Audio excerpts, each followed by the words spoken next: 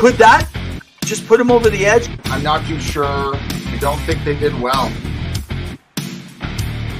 He's a bully. I'm just so sick and tired. I'm hanging on a wire, a foot over the fire, and it's burning. I can feel it inside. Done with the same cliche, done with the day after day. There's got to be a way. Now is the time to break the tie.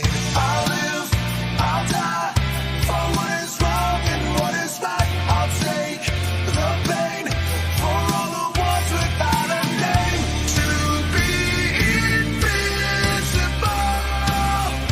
we'll be invincible. They still have a lot of holes to fill.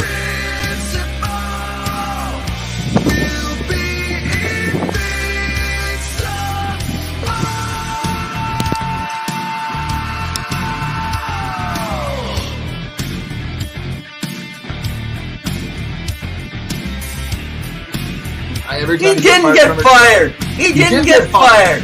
No, he didn't get fired. He never got his contract renewed. Welcome, everyone, to Season 5, Episode 15 of Two Guys in Hockey Talk. I am Pawel the Cat Sigmund with my beautiful co-host, Evan Rev Rennerts, ready to go. Guys, this segment is sponsored by the Sports Empire Network. They are everywhere, man. They can give you baseball and football, college, NFL. I think they need some Canadian content, and we're going to talk a little bit about Canada. But before we do that, my buddy, before this melts away, I need to toast to a drink tonight. All right. I got my beverage ready. Cheers. Okay, get my camera right. There you go. Hey, Daniel, welcome to the show. We appreciate you joining us. Welcome, everyone. Remember to like, share, and subscribe. Hey, Danny we are boy. On Facebook. We are on YouTube. We are enjoying life. Evan, where are you at? Where are you tuning in from? Well, I got a great green screen behind me, man. So I am in Maui, Hawaii. Nice. I am enjoying myself. Guys, we come to you from everywhere. So last show that we had, one of us was away. Well, actually, Pawel goes away a lot more than I do, I think. Hang on. I just want to get as far away from you as possible. The wind's going to take my whole tripod and just like fly. You know, you get gusts of wind coming through Hawaii. So you were in Iceland, you're in Vancouver, you're traveling everywhere, man. So I thought it's time to go to Hawaii. And in fact, if it wasn't for, I'm heading to Italy next summer, but unfortunately I won't be giving you a show, guys, because I'm doing it during a little bit of our off time. So anyway, interesting fact, being in Hawaii, it got me thinking we're going to talk expansion, relocation, stuff like that. Hey, Jordan, man, how you doing? He's saying you're doing the luau, so you're rocking it. I am. You should have saw the cuties doing the luau. That guy was good. I hope your wife's not listening. No, she's gone shopping. You saw that earlier pre-show. So hey, let me throw a couple facts out really quick. Most people don't know this right now with Hawaii. So Hawaii actually has ice hockey. So it's called the Ice Palace in Honolulu, Hawaii. That's on the Oahu Island. Now, Connor Bedard, during his vacation, actually went to Hawaii and brought hockey equipment. People couldn't figure out what he was doing, but know that they have a lot of it, and they have inline hockey. And in fact, someone, let me just get her name right, Jessica Kozumi. So she is from Kopili. She is one of the 92 women who actually were decided to be a part of a big women's group that came and practiced in Hawaii. So they did inline and they've done ice hockey. So could you imagine setting up, having live ice hockey and a team, ECHL, AHL, maybe the NHL in Honolulu?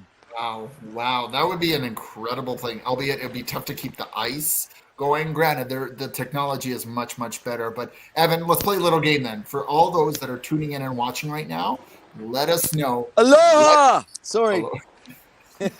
Are you with us or are you on vacation? This is Vacation Evan. He's literally paying attention to nothing. No, they said aloha hockey. Aloha hockey. Now, if you guys could name an NHL team in Hawaii, what would they Oh. be called? Would they be the Hawaii 5-0, like the famous TV show? Would it be something else? You can't do Hurricanes anymore, unfortunately, unless the Hurricanes give up that right, which I don't think would happen. What No. would it be?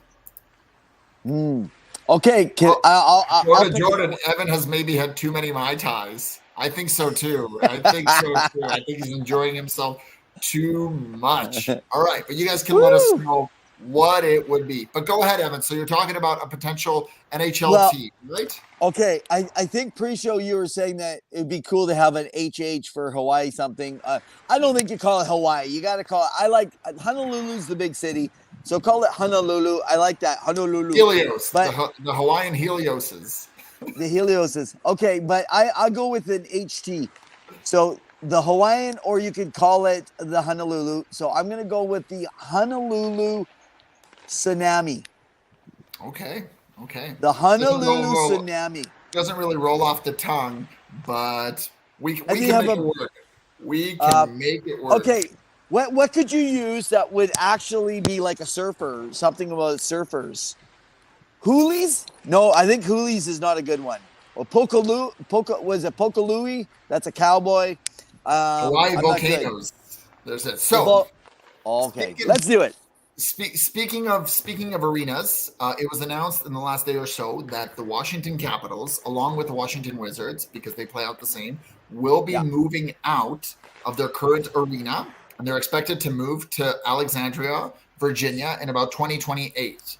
So it's still technically within that arena, but they're trying to transition because they want to build up more shops, stores, and make a live venue for a place. Evan, your thoughts on potentially Washington moving out in 28 when they're no longer going to have Ovechkin at that point? Or do you think Ovechkin will be watching from the stands? Yeah, well, I definitely think he'll be watching from the stands by that time. Well, maybe not. Who knows? That guy's durable. Let's think about this. Virginia, you're not in Maryland. You're not Washington anymore. Are you changing your name? Like, I don't think you can move over to Virginia and still call yourself the Washington Capitals. Like, come on. It's because no, but you're not a capital if you're not in what you got to be in the capital if you want to be a capital. That's my take. Well, you guys can let us know. Now, there's been a lot of stories over the last weekend, Evan, that I want to get into, and you guys can let us know your thoughts about some suspensions and hits. The first thing we're going to identify is what's been going on, and then we're going to get into it about kind of where we're at with the hits, not hits, what's been going on. So, as you know, Dylan Larkin in the game versus Ottawa Senators got knocked out pretty badly. It looked pretty dangerous. Now, he got up. He was okay. He was able to be escorted off the ice. But David Perron lost it, and he went after Artem Zub and cross-checked Artem Zub in the head. Now, he wasn't the one that caused the infraction. I believe it was Matthew Joseph that caused the battle in front of the net and hit him with another player side, got hit in the head, fell to the ice, did not look good. So he's down. David Perron, who's a repeat offender, gets 6-game suspension. He is appealing. Second, we've got the game versus the Florida Panthers and the Columbus Blue Jackets. You've got Nick Cousins going behind the net with Gabranson. Gabranson's trying to get out of the way. Cousins hits him from behind. He falls to the ground, gets up like a zombie, like comes at him, possessed, attacks him, gets off, gets the penalty. So does Cousins. His penalty is reduced to 2 minutes. You see Gabranson talking to his coach, Pascal Vincent. He said, I want to get out there. He's been, complaining. Comes right back out there and headhunts Nick Cousins and cheap shots him, grabs him to the ground, throws him, and starts punching him. We've got all that going on. So this is all happening. Gabranson gets 1-game suspension. Yeah. Now, we saw a couple nights ago as well on Friday that hit on Jonas Brodin by Evander Kane. Was no penalty. Yeah. Ryan Hartman retaliated. Ryan Hartman got a penalty. No suspension there, but it had happened. Yeah. Jonas Brodin, a big player, captain for the Minnesota Wild. Big loss for them. Your thoughts on general players taking accountability, refereeing, answering the bell, responding to this situation. What are your thoughts on this? Do you think the suspension is good? Hey, Kyle, welcome to the show. Yeah, Bruins. There's a lot going on. Kyle likes a little bit of physicality because he watches a lot of NFL. So he definitely likes to see some big hits. Your thoughts, Evan? Yeah, but by the way, Kyle, come on, you got to give us a new chant for the Bruins, man. Let's do it. Okay, so you know what? I think this is a good time to go to our sponsor, the Kalkaska Battlers, and thank them for their sponsorship for our segment here that's called Rant of the Night. All right, just give me a sec. So here. guys, follow the Kalkaska Battlers, man. You got to check them out on their YouTube channel.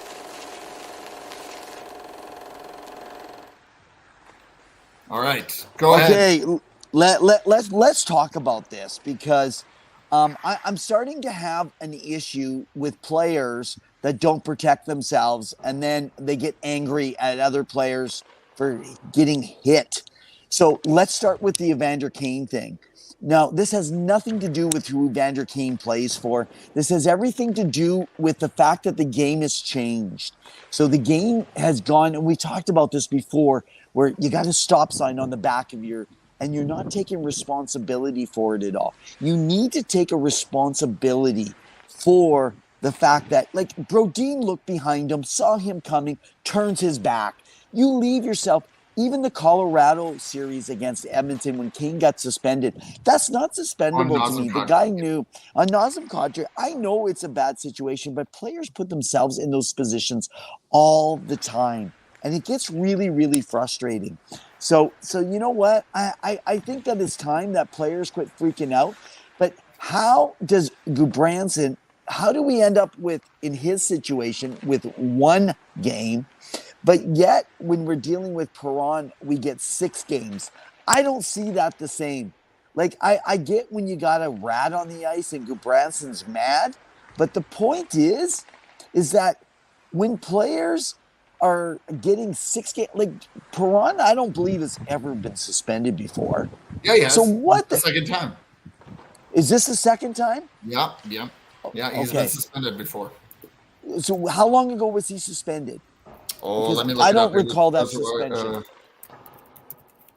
So if you guys know it out there, but we're not talking about basically a repeat offender. Even if he has, it's probably been for something very different or something along the way. Perron is not a dirty player in any matter.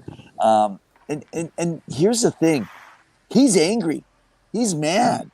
He's got a player out. Now, granted, he deserves a suspension, but not a 6-game suspension. That's totally ridiculous.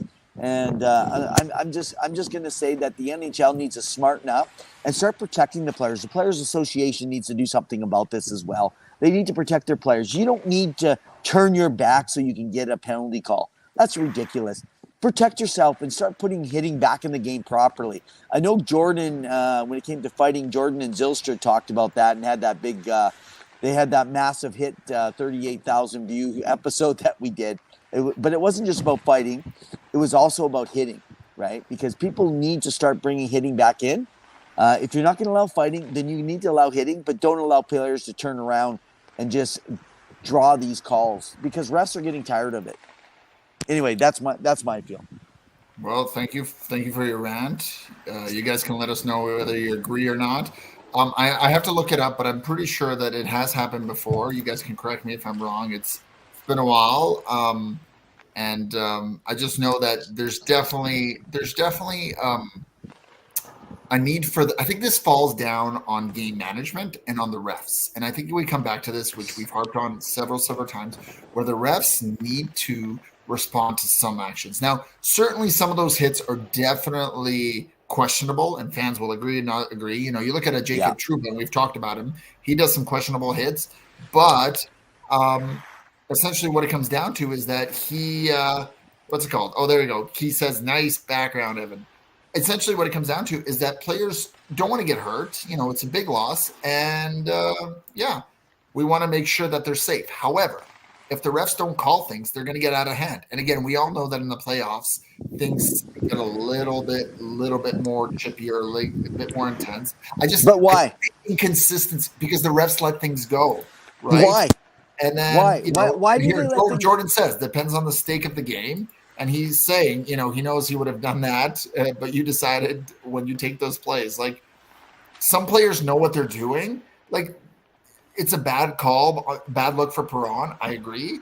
It's not a good thing, but I'm sure he's remorseful about it. But the problem is, you need to be in control of your stick, and you need to be able to know that you could potentially injure another player. And what happened to Larkin was terrible. I agree. Absolutely. But that's for the NHLPA or the NHL player of safety to step in, George Peros, and say, hey, listen, we need to calm this down. We need to dial back the temperature. We need to make sure that this is a clean game. There are going to be hits. You're never going to get rid of hits. And if people watched hockey in the 70s and 80s, it's much less cleaner now than it was. But it's still going to have hits and even fighting, as we've talked about before on a previous episode. But again, Evan, you have to be mindful of what's going on. Otherwise, absolutely, there's a lot on the line. And remember, Detroit is playing for a playoff, spot. They're trying to make it. They're losing Perron. They've lost him for now 2 games.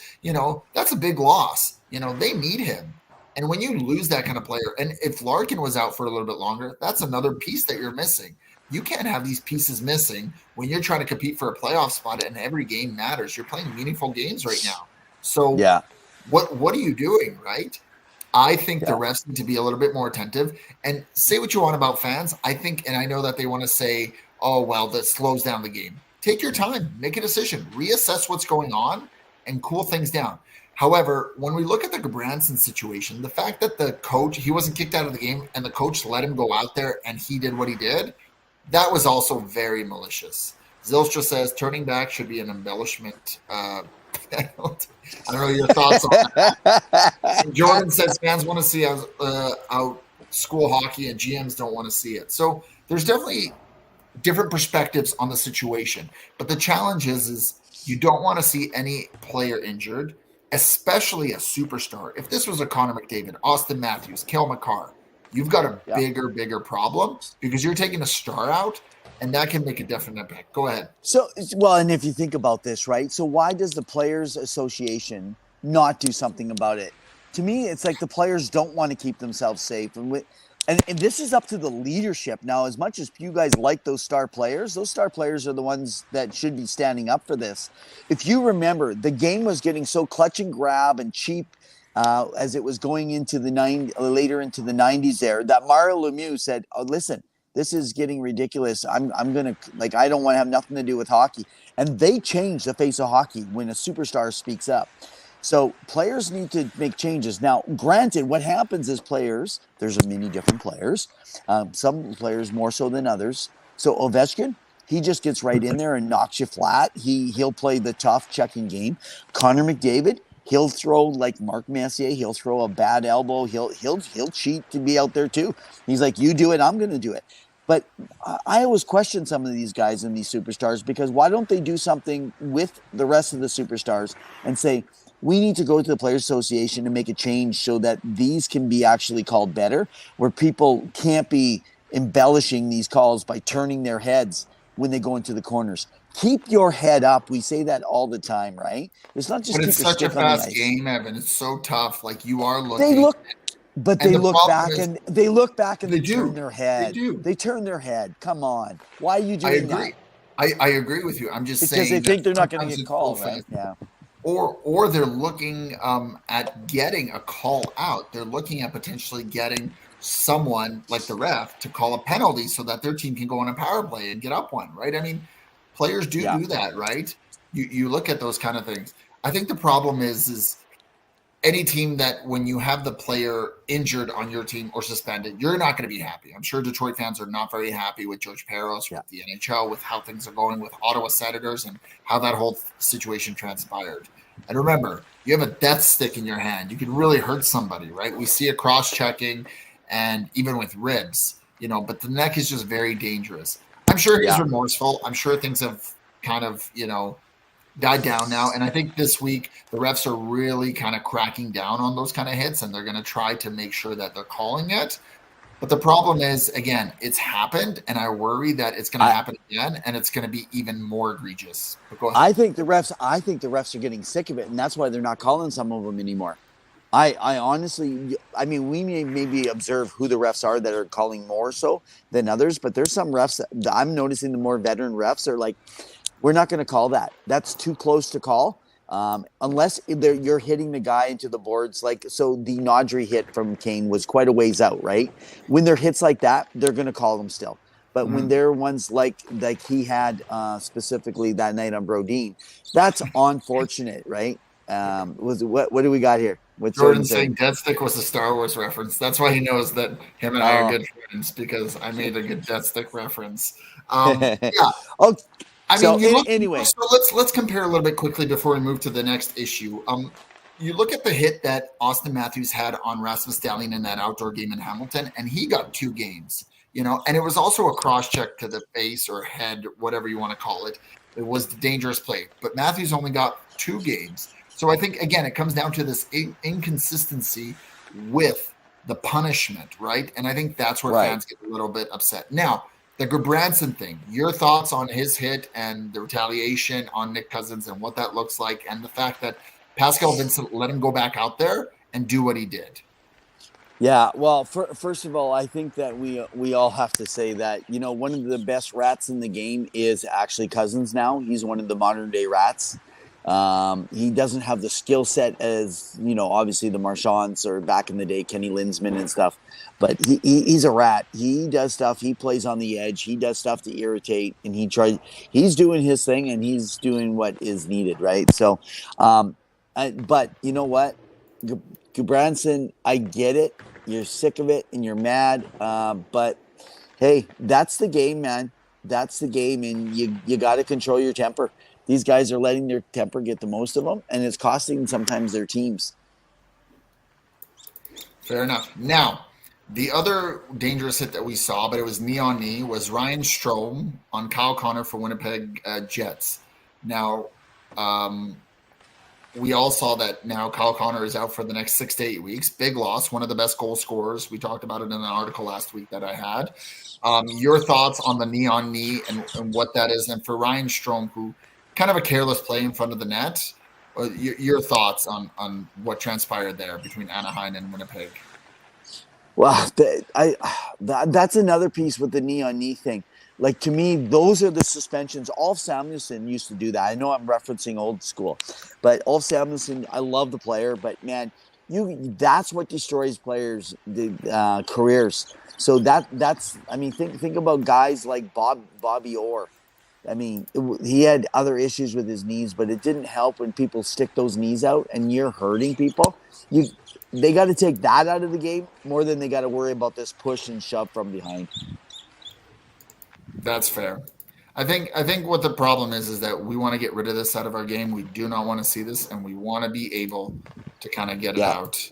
But they don't call it. I remember they did it on. Sorry, guys. I know they did it on Connor McDavid even a couple times this year, early on, right? And I mean, well, Alex Edler did it in the playoffs last year or 2 years ago. Was it on McDavid? Do you remember? Yep. So, absolutely. And Jordan says Florida has a team full of rats, Bennett and Mr. Turtle himself. So he clearly is not a fan. I don't think he's a season ticket holder. And we are going to be watching that game this Saturday in live, so that's going to be exciting. So if you guys are in the building, feel free to pop by and say hello. On Saturday, are you going to run a live video to give a quick update and feed of the game?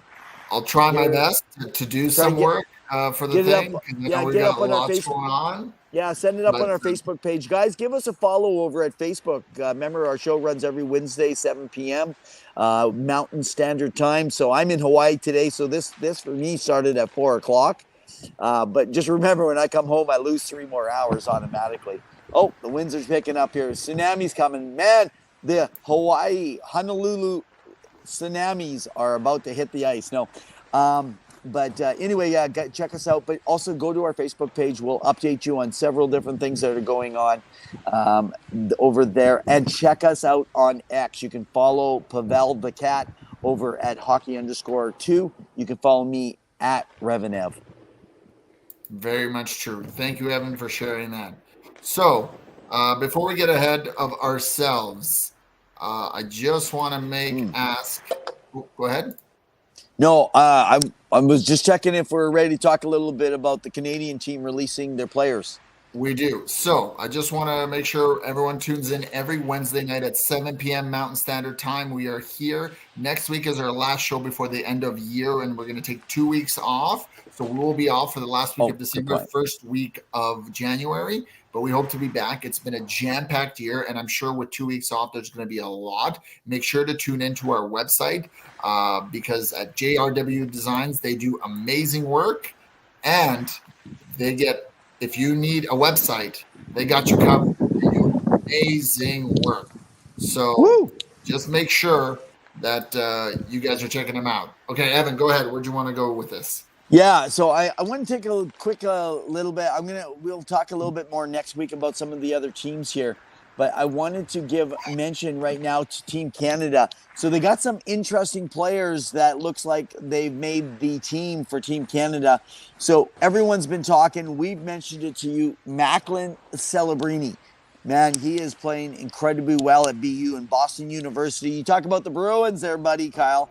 Well, let's talk about Boston University. So Boston University, you got Macklin Celebrini, the number 1 rated right now. I have him ranked 1. Almost everybody has him ranked 1 unless you find someone who's crazy to not take him and put Yzerman at number 1. But generally speaking, right now, Macklin is just playing through the roof. The guy is exceptional. You're going to see him in this year's World Junior Tournament. He unfortunately didn't get to play at the Helinka Gretzky in the last one. He was nursing, I believe, an injury. So here's some of the players. Owen Beck. Get used to some of these key names. Easton Cowan, Jordan Dumas, Connor Geeky. You guys know Connor is Geeky. Another Connor, man. There's a lot of Connors coming in. What was it? All these parents just had in over a 4-year span. You're just guaranteed an NHL job if your name is Connor. Yeah. Matthew Savoy. So remember, he's with the Wenatchee team. Matthew Savoy, he's a part of Buffalo. Matthew Wood, Braden Yeager, going to be good. Yeah. There you go. Hans is talking about Easton Cowan. I think he's a prospect for Toronto, so I think he's going to be looking at it. And I think Franz Mitten, too, or Francis Mitten, the fourth-line center this year. And we got Zylstra, the trucker, lone lost trucker, is at the Canadian Customs Blaine, Washington tonight. So you can are you moving the team? Is that what's happening, truck by truck? Is that And we got Jordan talking about, I just want to say this. Watch out for Tristan Lemieux, right-handed defenseman by the Ducks. He had 89 points in junior last season and has 3 points in 7 games with the Ducks this season. So, they have a lot of young prospects coming through. And I haven't even got to that, so great point. The chances are he could play with Dent and Matichuk, which is going to be pretty good. They got Nolan Warren. Who else is it going to be? Jake Furlong's not too bad. Actually, Oliver Bonk's going to be playing, so that'll be good. And I'm a little worried as always with goalies. They take a chance. It's not like they ever have terrible goalies, but they don't have goalies that are on top of the world. They got Scott Ratzloff, Mathis Rousseau, and Samuel St. Hilaire. So it'll be an interesting. I think this is going to be a more solid team, but they're going to be in tight. The Americans have a great team. We'll talk more about that next week. So, and by the way, my Revs top 15, I did have a couple I was going to put out tonight. We're going to give you the rest of the release next week. We're going to take about 7-8 minutes to finish off Revs 15 before the Christmas break. And again, if you never heard earlier, next week is our last show for the year. And then we're going to take a 2-week hiatus before we come back in after the New Year's. And we have some really cool stuff planned out. We have a few ideas that we want to kind of start presenting as we continue to grow our show. So remember, again, like, share, subscribe, give us a follow on YouTube, give Evan a follow at Rev and Ev. He's got a lot of content there on Twitter, or as it's currently known as X. And Elon Musk, if you're listening, we're happy to help you with the sponsorship if you take us on. Become our partner. Now, go ahead. And I have a topic I want to get into. Okay. Jordan mentions no Russia, which is disappointing, not be able to see Michkov. Yeah, it's kind of disheartening. Now, I do want to get into one thing before, but I'll let you talk about the item that you wanted to talk about. No, just let me know so that we actually make sure that we go into our around the rink. We don't have to do it right now, but our around the rink segment. And then just a reminder so I can talk about relocation and expansion. But we'll do that in another 10 minutes maybe? Yeah, let's do that. So first thing you wanted to bring something up, and then I got two things.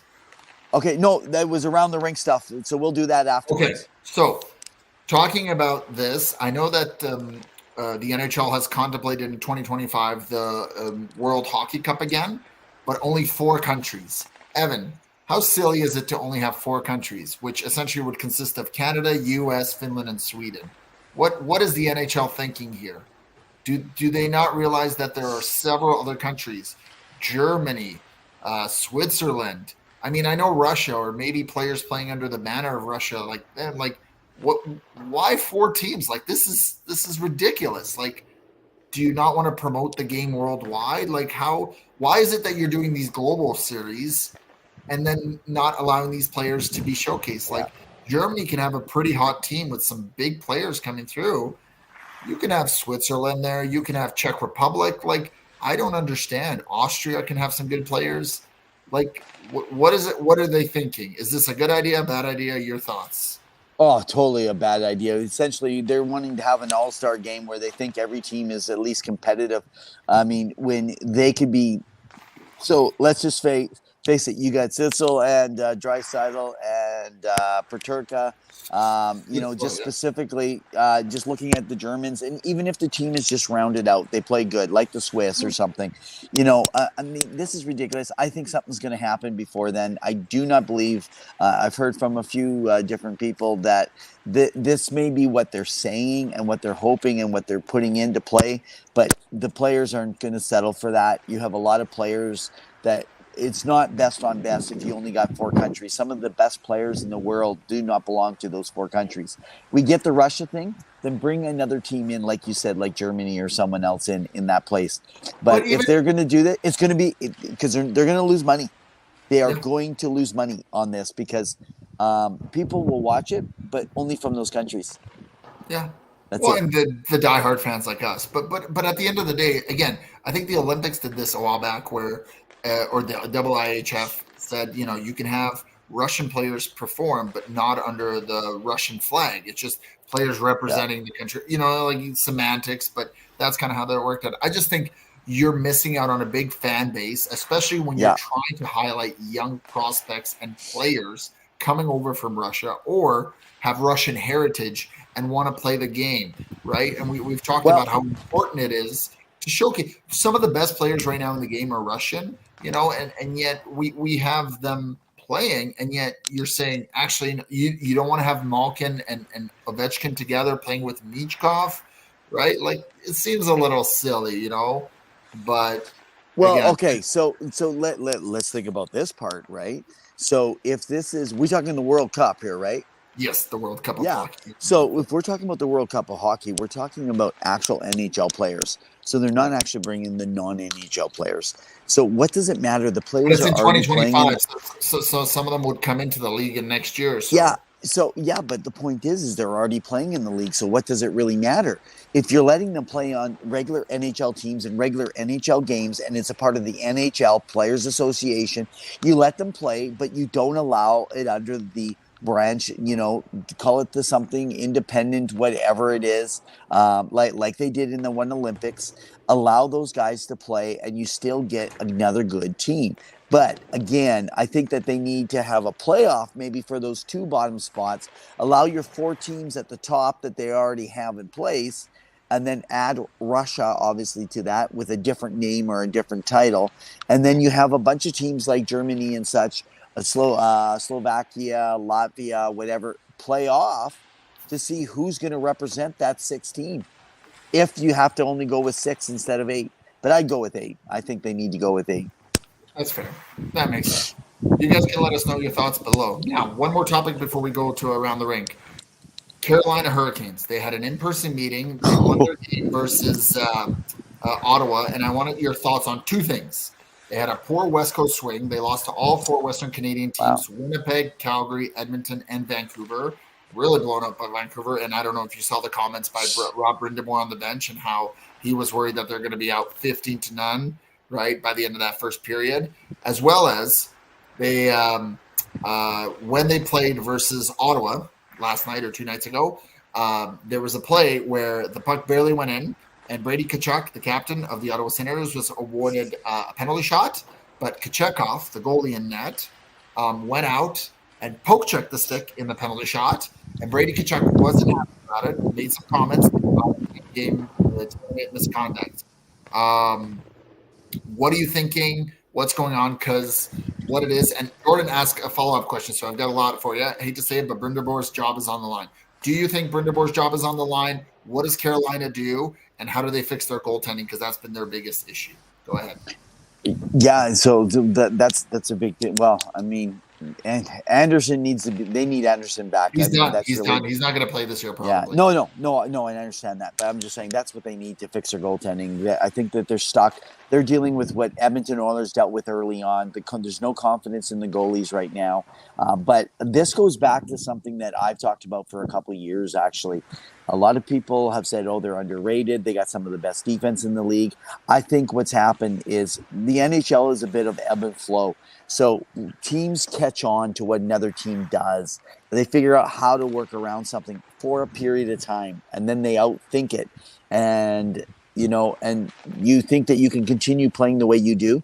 That defense is suspect. I don't think they have as good a defensive group. I think that they're too slow. They're not quick enough to be able to get. They're giving a lot of gap space to let them in, and they're also pinching too much. So they're pinching too much, and that's why they're getting a lot of those chances. Just it's the style that he has them playing, and because of that, I do think that Brendan Moore's job. I agree with Jordan. I think Brendan Moore's job is going to be on the line, because when you're allowing a system of play to continue that's not working, you're going to have to make a change, and you can't. I feel like it's the insanity thing there, because they're not really changing anything year to year, other than a few players here and there, and they need to make the changes. Last point, you asked on the goaltending situation, and that is how you literally break a guy's neck. That is a penalty all the way. I played goal forever. I got called on those as those were penalties every day. Yes, he hit the puck first, but this is not just a typical play to try to save something. Because of his play, he came outside of the net, and when he came outside of the net, I can't believe that they didn't call that play. That was a penalty every moment, and in fact, that was a dangerous play, and that is not going to be liked upon by the Players Association.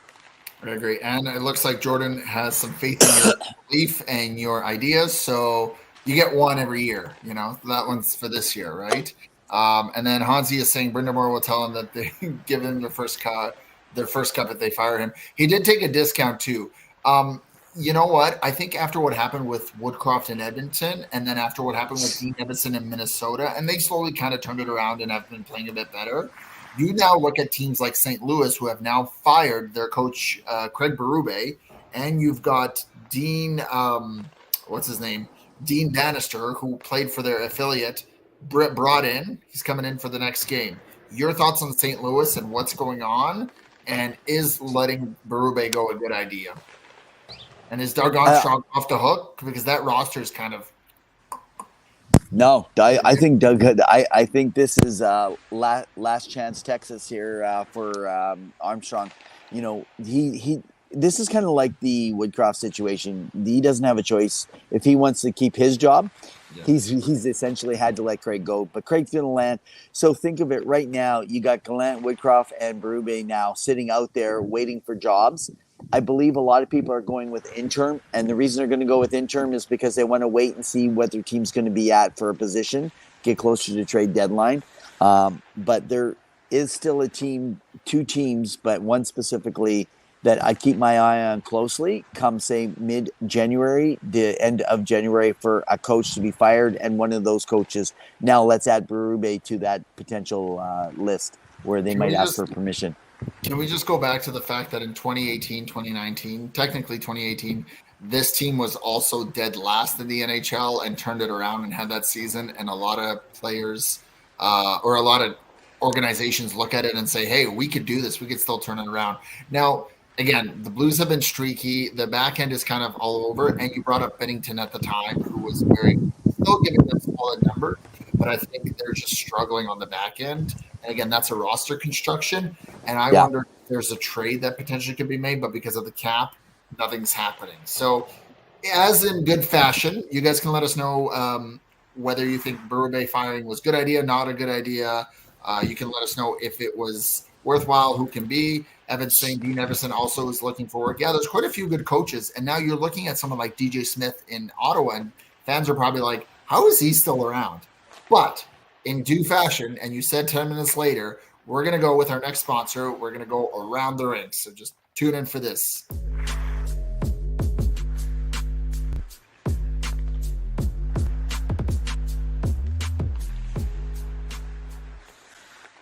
All right, Evan, you want to bring us in about Around the Ring? Who's the sponsor?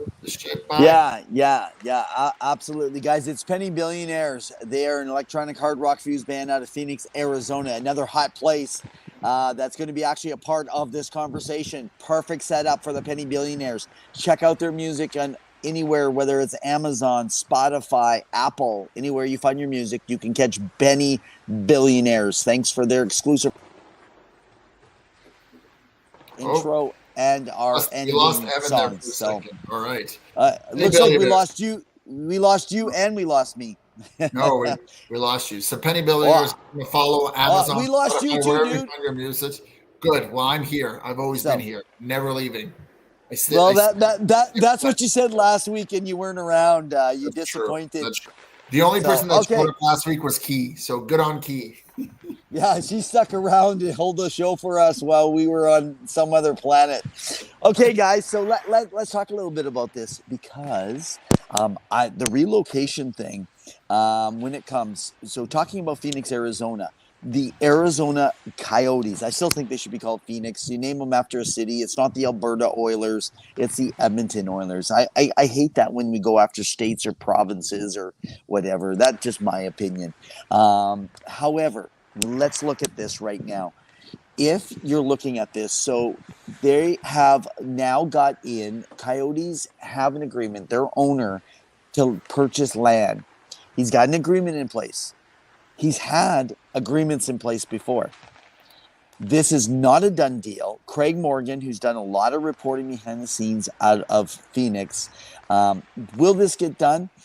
I'm giving this a 70% chance it will still get done because they are doing everything they can. But I will say this, if it does not get done on this land purchase deal, on this one that he's currently working on, they are good as gone. The only thing that's changed right now is who would be that place, because originally I talked about, could it be the Houston Coyotes? We know Houston has been sitting and waiting. Interesting, what the owner of the Houston team, of the Houston Rockets of the NBA, has actually said is he is tired of feeling like he's being used. In other words, he gives his interest and everybody talks about it for a while, but they have no intent on wanting to move anything. Now, Gary Bettman and all them are going to act like, they have nothing to do with all the rumors and stuff. Don't fool yourself. The NHL puts out rumors for themselves so that they can come back and look good and they'll say stuff against themselves so that they can come back and debunk things about themselves, from themselves, about themselves. I mean, that is the NHL for you, right? As Ray says, how come there's not a week that goes by that, we can't talk about positive things? What's he say? So Hansi is saying, hey, Evan, did you buy one of those dancing hula girls for your car from Hawaii? Actually, I didn't buy. I kind of did. I purchased that hula girl many, many years ago, almost 34 years ago. And I use her every day at home, but it cost me. So I did purchase her. And I had to actually get a license to buy her so that she can stay with me.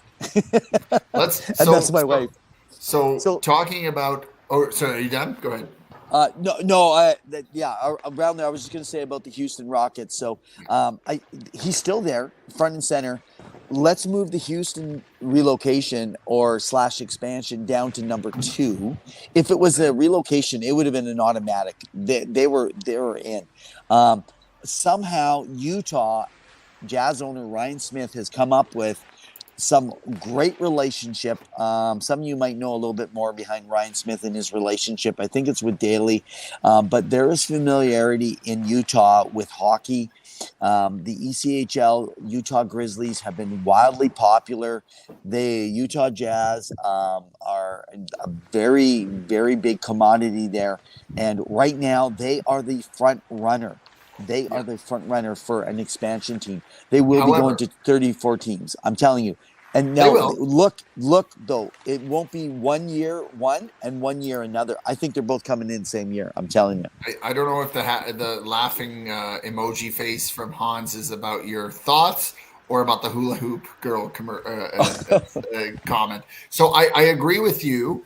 And one of the things that it would be, I think, is first they have to figure out Arizona. And I know that there's been speculation about them buying land there and purchasing it. However, until that gets figured out, there's no moving. And then once that's done, and I know that the NHL has talked about it, whether fans want to admit or not, they want to go to a 40-team league. And I think that's kind of the goal. When that will get there, how long it'll take, I don't know. But the success of 40? You heard 40? A 40? Yeah. I can't see them doing that.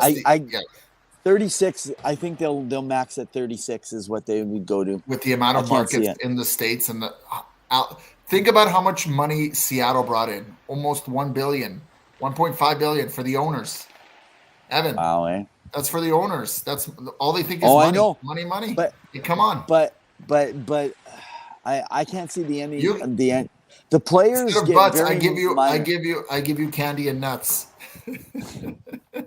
Yeah. So you guys can let us know what you'll think, whether there'll be an expansion, what that's going to look like. The one thing with Utah, I agree with you, is because it's in the West.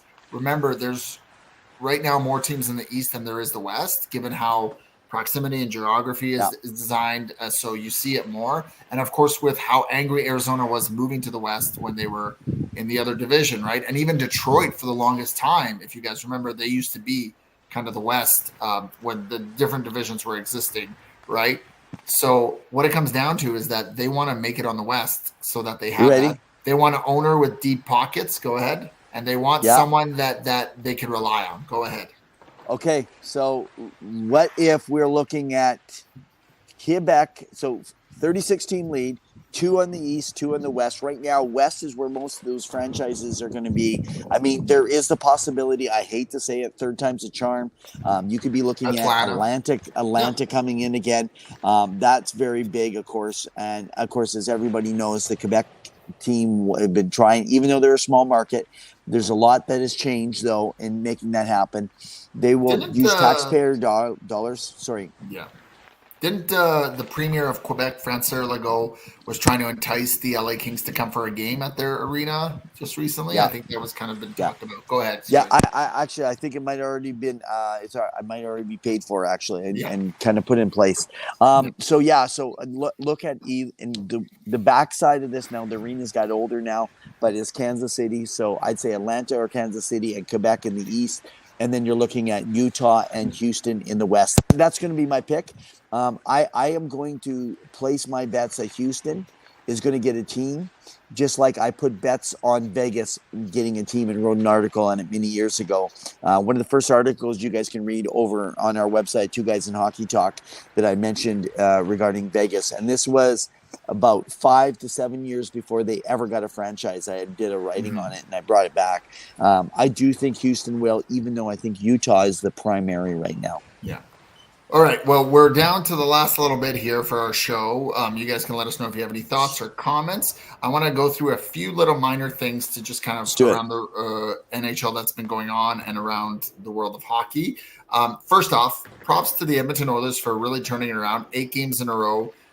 They're doing very well. They're above 500 now. They've really changed the dynamic, and it seems like Paul Coffey has made an impact. I want to get your quick thoughts about the Oilers turnaround quickly, and I want to lead into something that Connor McDavid is influencing. So go ahead first about the Edmonton Oilers. So, hey, interesting piece, right? They've tried to go to a hybrid piece of hockey. Everybody was making a complaint about the hybrid hockey, doing the zone with the man-to-man. They made a change, and they went back to that man-to-man with a very minimal hybrid. And then it all changed again, because when Chris Knobloch came back in, they're playing more zone hockey than they have ever played. And that is one of the things that is helping them, where the one guy stays in a zone deep when they do take the one guy pinches. So when, say, Bouchard pinches, then Ekholm stays back in the zone piece. So it's protecting that back guy, so at least they're able to slow the play down and have less of a chance to be able to crack through. So they have changed up their game, believe it or not. Chris Knobloch, I love the hire.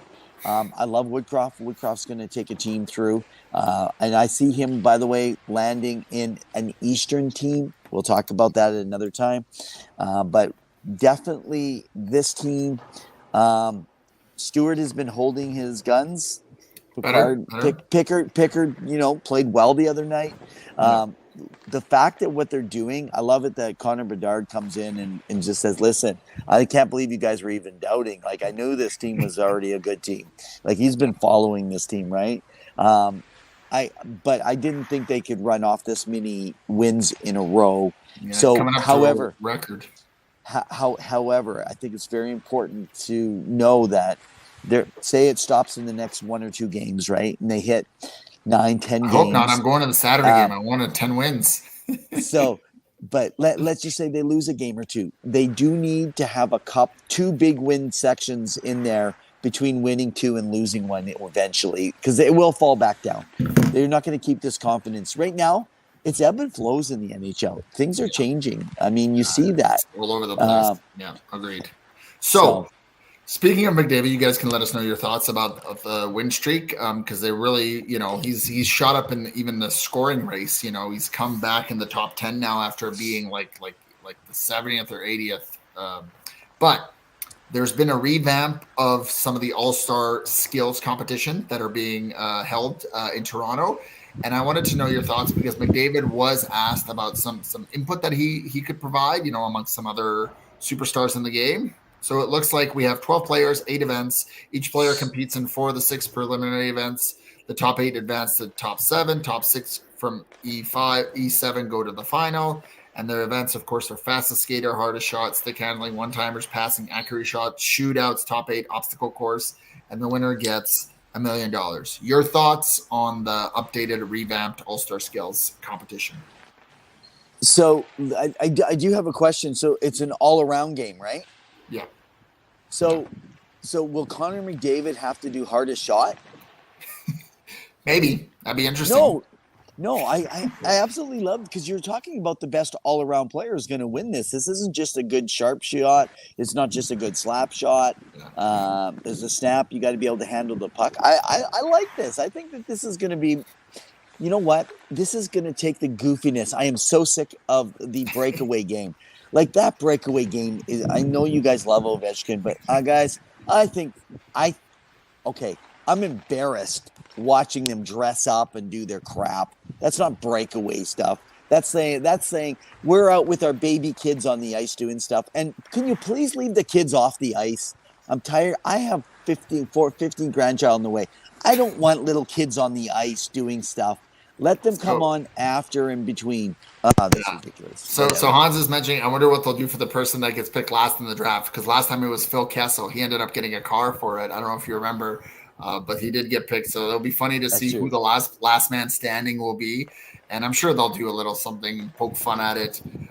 There's definitely, again, Evan, as we talked about it last season, you guys can go back and review it and let your thought in. It's for kids, okay? It's for kids to see. It's in Toronto, which I think is a great venue. I think they're really getting into it, and I want to talk about Toronto in just a moment because Hans brought up a very valid point. But it's for kids, and I think they're going to change something up, do a little bit something different, because I do feel like it's a little bit stale, and they need to change it up. But go ahead. So, just before the show, I didn't actually, because I've been away on my vacation, I didn't actually hear about the All-Star thing until Pawel just told me pre-show. I didn't actually catch the part. So they're drafting players again. Is it going to be 5-on-5 again, or is this 3-on-3? So it's going to be, I think, 4 captains again, and each captain or 2 captains. I think it's 4 captains, 1 from each division, and each captain's going to draft a player from the bench like they did back in the day. And so whoever's present, they get to pick from those players to play on that. Is it still 3-on-3 though? I think so. I don't know. You guys can correct me if I'm Well, wrong. I don't know if it's 4 teams, I kind of want them to get rid of the 3-on-3. Do the 3-on-3. I think it's going to be 5-on-5 because isn't that what they do? Yeah.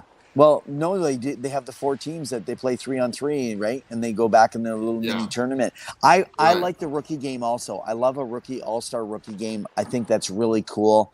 Let them play like a 3-on-3 for that, but then go back to a real 2-game NHL all-star. Don't draft them. Go the Eastern Conference versus the Western Conference, man. That's the way you got to do it.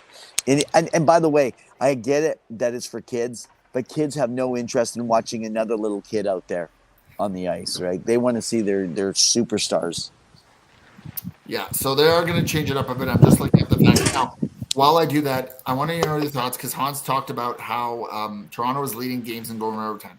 Toronto is banged up a lot. They've got a lot of guys out, and now Joseph Woll is out week to week with a lower body injury. I believe it was a sprain from what I last heard.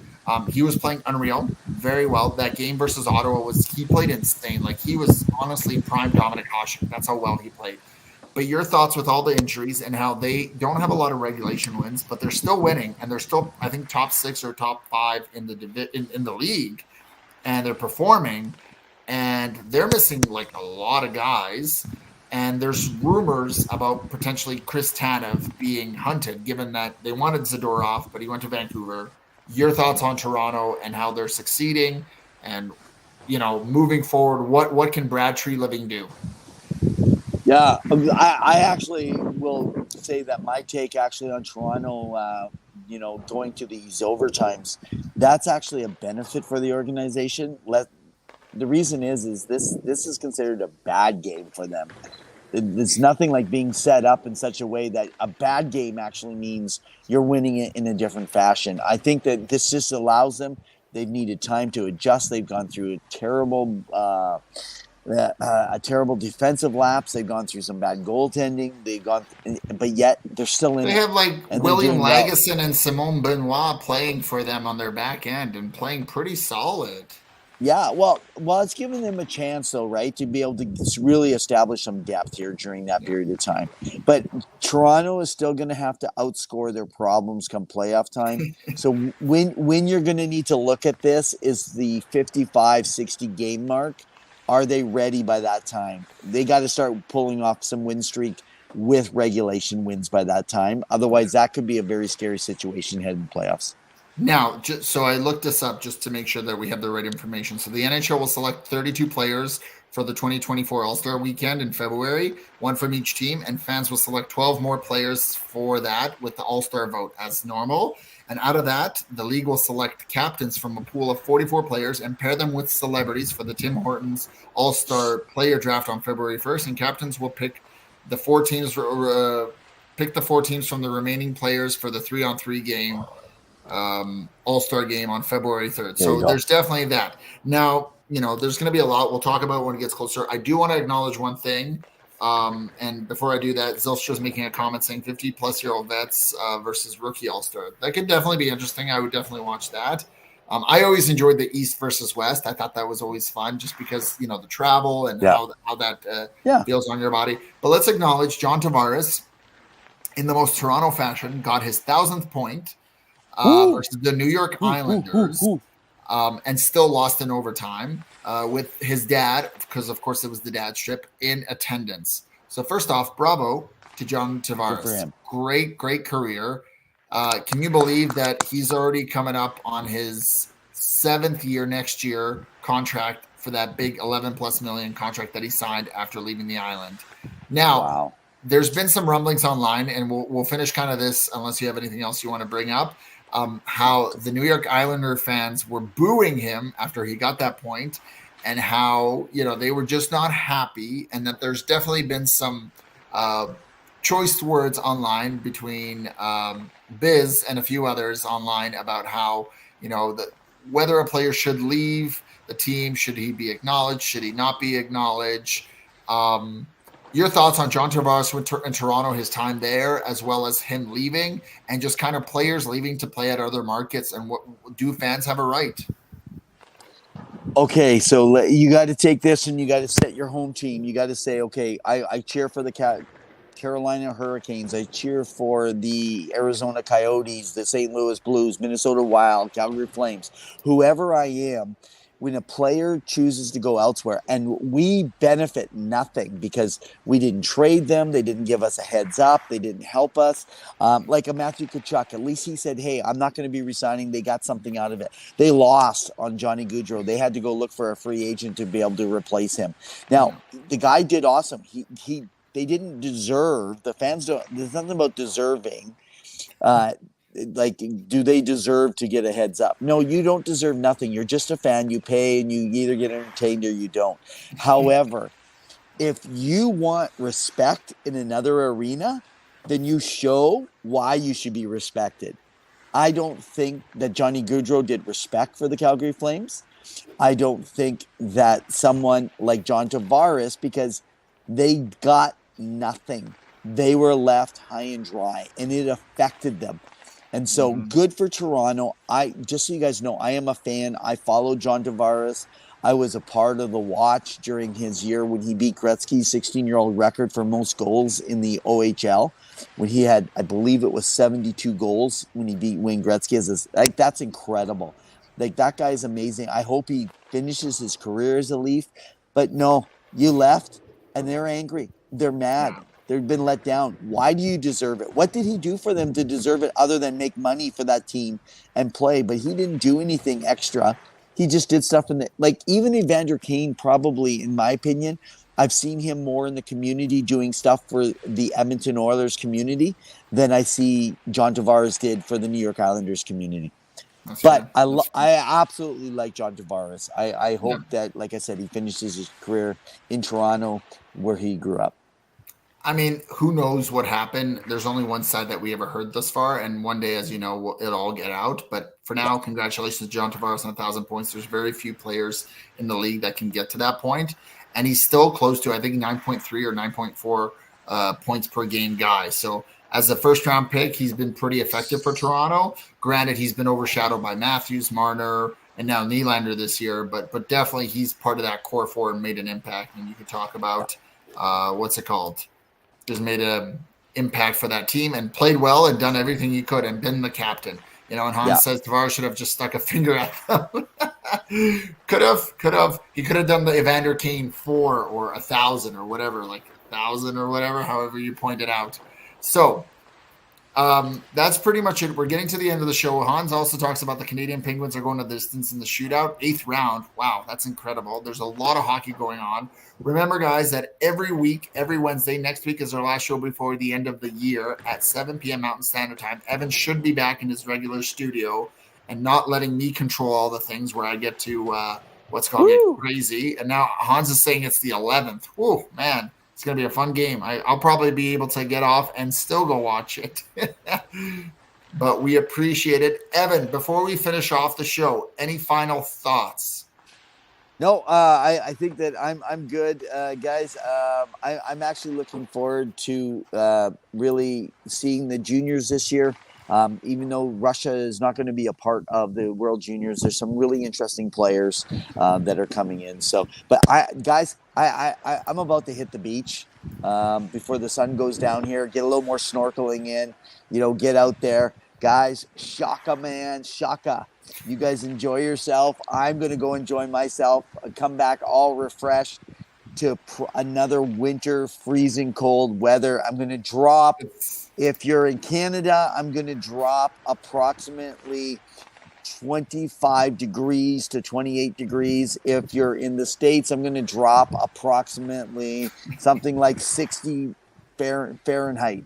So pray for me. Oh, can I just say this, my last thought? Yeah. Those Penguins better smarten up or they're going to make me look bad. I can't believe they don't have a good power play. I know we've hit overtime. We're already 4 minutes past. But let's talk about them next week. We'll talk about it next week. So thanks, guys, again for tuning in. Zilstra says, final comment, that the Coyotes' potential location is stupid, ponders to Scottdale. Yeah, there's definitely a lot of talks about it. We should have some clarity about that situation. Hopefully, if not next week, definitely by our first episode in the new year.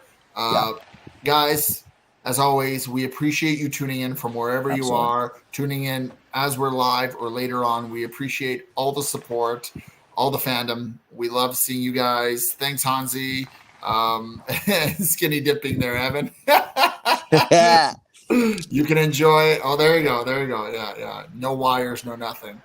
Remember, we're here every Wednesday at 7 p.m. We appreciate it. We've got REVS Top 15 coming up still. We've got a lot on the horizon. Remember to check out our website at twoguysinhockeytalk.com. Follow Evan at RevNev or me at hockey_2. Our Facebook page, Sports Empire. We appreciate it. And as always, Evan. Guys, it's been another ring of ding dong dandy. But in the meantime and in between time, keep your sticks on the ice. Shaka.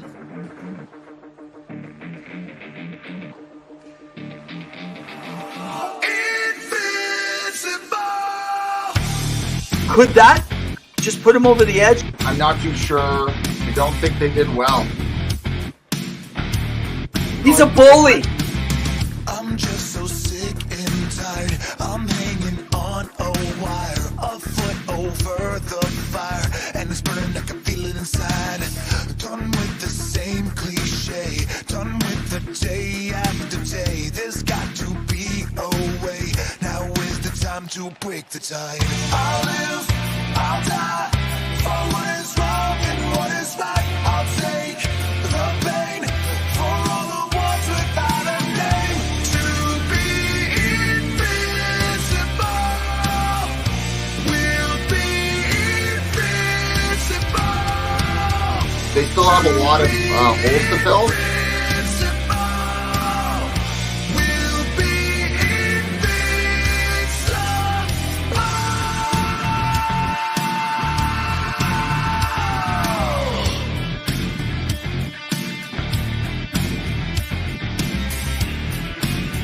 He didn't get fired. He didn't get fired. No, he didn't get fired. He never got his contract renewed.